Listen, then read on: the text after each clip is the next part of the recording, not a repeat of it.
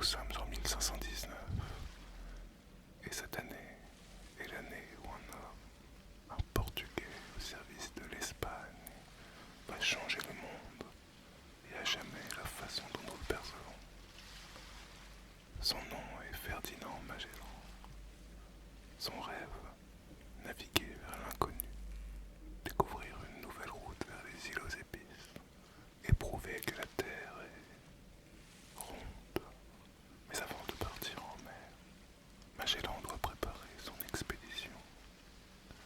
C'est le 22 mars 1518 que Charles Ier nomme Magellan capitaine pour qu'il parte à la recherche des îles aux épices et, en juillet, il va l'élever au grade de commandeur de l'ordre de Santiago.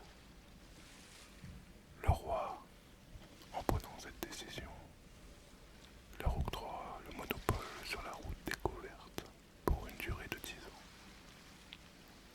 Sa nomination comme gouverneur des terres et des îles qu'il rencontre, avec 5% des gains nets qui en découleront, un 20e des gains du voyage, le droit de prélever 1000 ducats sur les prochains voyages, payant seulement 5% sur les surplus, la concession d'une île, mis à part celles qui seront les 6 plus riches, desquelles ils ne recevront qu'un 15e.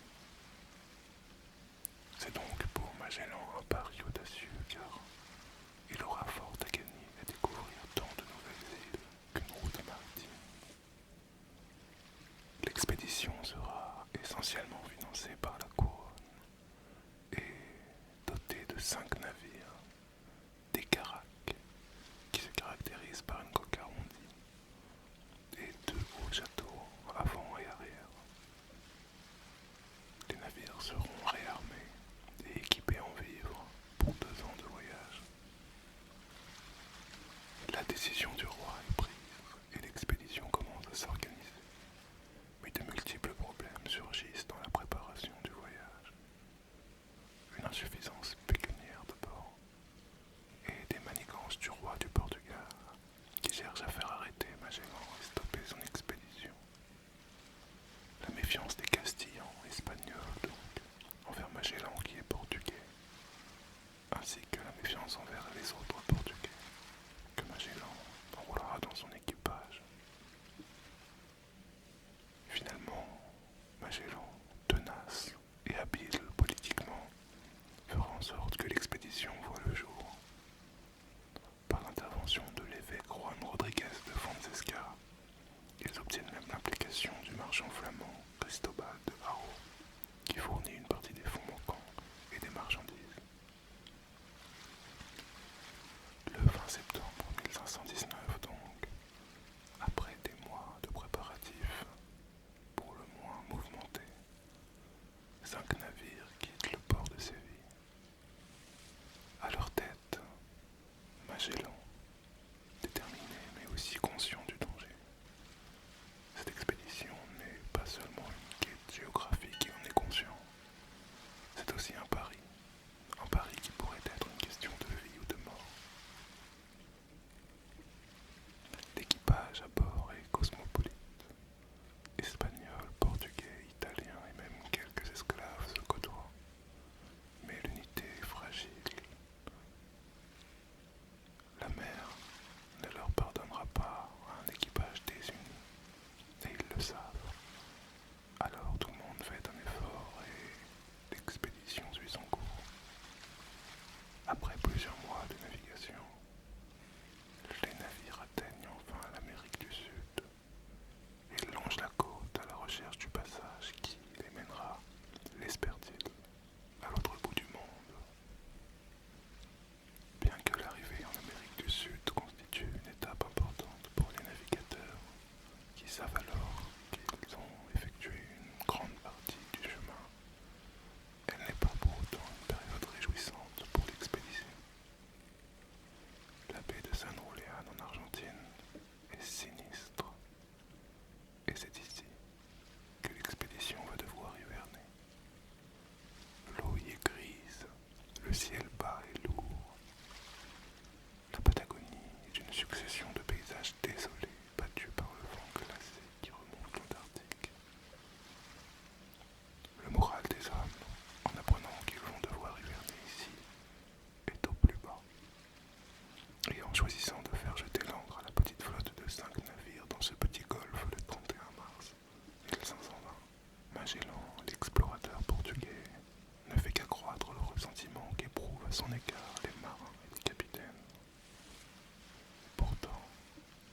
quelques semaines auparavant, la découverte de l'estuaire du Rio de la Plata avait mis tout le monde en joie.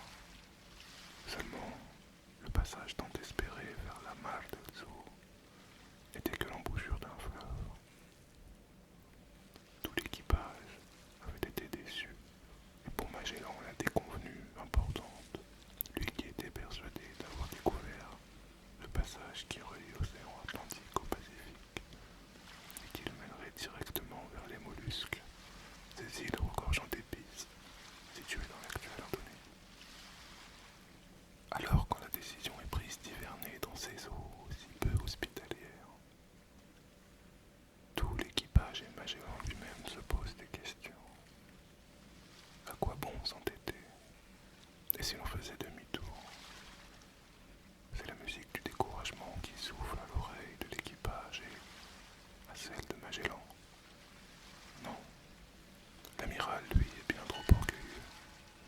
Que penserait-on de lui s'il rentrait bredouille? Il s'est engagé auprès du roi Charles Ier, le jeune roi d'Espagne et futur dirigeant du Saint-Empire germanique.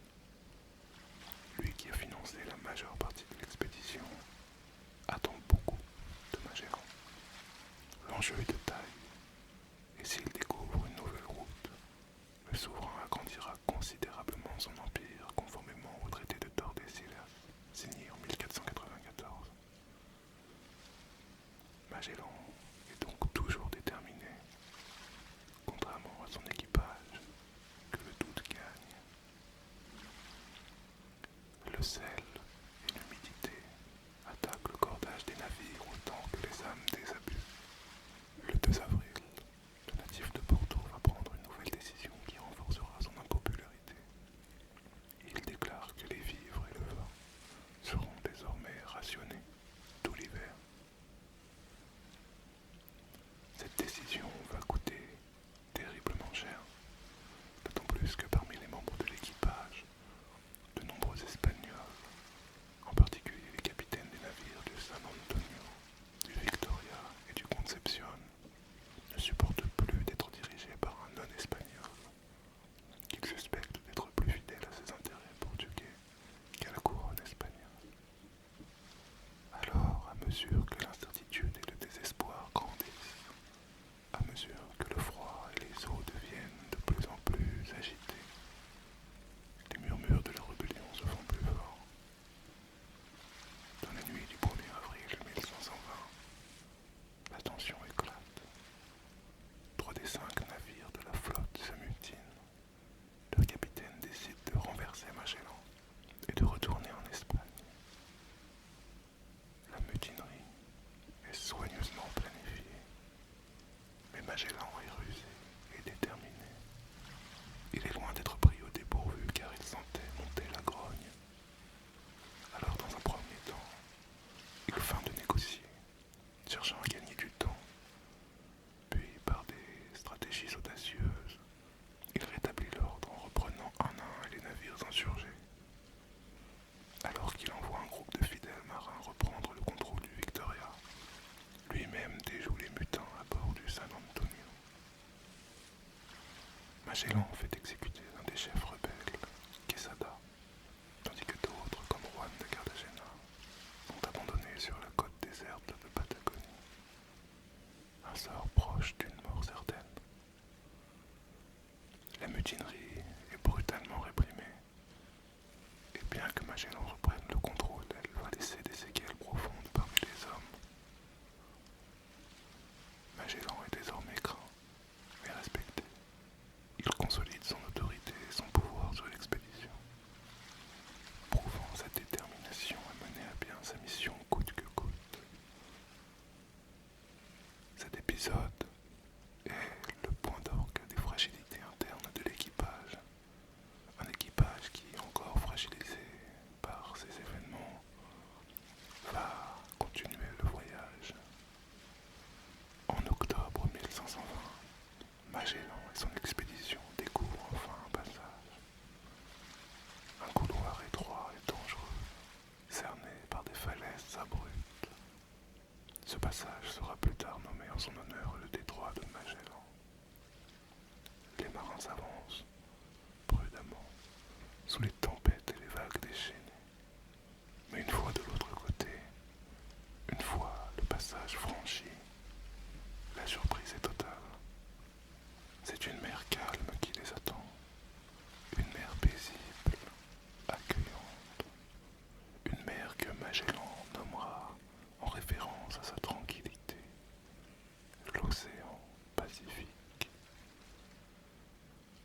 cette mer va s'avérer bien plus impitoyable et piégeuse que prévu.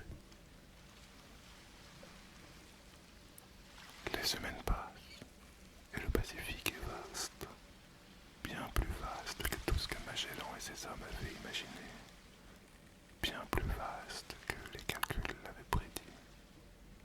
La nourriture se fait rare, l'eau encore plus, et petit à petit les hommes deviennent affamés, désespérés.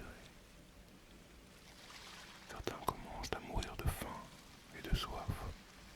Ceux qui survivent sont décharnés, réduits à manger des rats et même le cuir des voiles. Pendant 3 mois, les hommes vont vivre l'enfer, jusqu'à ce que, terre en vue, l'équipage a en effet atteint les îles Mariannes, puis les Philippines. La promesse d'un nouveau monde semble proche. Et ici, le destin de Magellan le rattrape. En effet, alors que Magellan et ses hommes convertissent d'île en île au christianisme de nombreux indigènes, ils vont se heurter à un homme, Lapu-Lapu, le roi de la petite île de Mactan, en face de Cebu. Le roi refuse de se soumettre aux envahisseurs. Alors Magellan, inflexible comme toujours, prépare une expédition qu'il mènera contre lui. Il estime que 60 hommes en armure, dotés d'arquebuses, peuvent facilement vaincre les indigènes, même s'ils sont bien plus nombreux. Lors de la bataille de Mactan, le 27 avril 1521, Magellan, qui mène ses troupes, est blessé par une flèche empoisonnée et il tombe sous les coups avec 6 de ses compagnons, vaincus par les indigènes. Si Magellan est tombé et que son dernier chapitre s'est clôturé, l'histoire de son expédition, elle, ne s'arrête pas là. Son escadre réduite à 2 navires atteint enfin les mollusques, le seul endroit au monde où pousse le giroflier, et l'objectif de cette expédition. Après avoir chargé copieusement une cargaison, les navires se préparent. Le lieutenant Juan Sebastián Elcano ramène son navire à Séville en passant par le cap de Bonne-Espérance, c'est-à-dire en traversant la zone attribuée au Portugal, ce qui implique de ne jamais faire escale et de continuer à subir le long de l'expédition les ravages de la soif et de la faim. Il va donc ramener l'un de ses navires en Espagne après 3 ans de périple, le 6 septembre 1522. Ils arrivent à Séville, un équipage de 18 hommes seulement sur les 270 du départ. En rentrant à Séville, il est ainsi le capitaine de l'expédition Magellan qui conclut la première circumnavigation de l'histoire, à savoir le tour du monde, littéralement. Mais pour cela, ils payèrent le prix fort. De nombreuses vies, trop nombreuses. Le deuxième navire à être reparti après la mort de Magellan, quant à lui, va tomber aux mains des Portugais, faute de trouver des vents favorables. Certains hommes vont mourir durant le voyage ou en captivité, et peu d'entre eux, mais quelques-uns quand même, seront échangés à l'Espagne contre des rançons. Ces hommes de l'expédition Magellan ont fait l'impossible. Ils viennent de boucler le tout premier tour du monde. L'humanité vient de prouver que la Terre est bien ronde et que les océans sont reliés entre eux, prouvant par la même occasion que les limites de la connaissance peuvent toujours être repoussées. L'expédition Magellan est restée gravée dans la mémoire et dans l'histoire, non pas pour ses conquêtes, pas même vraiment pour ses découvertes, mais pour son audace, son courage, sa ténacité et sa capacité à défier l'inconnu. Magellan n'a jamais vu la fin de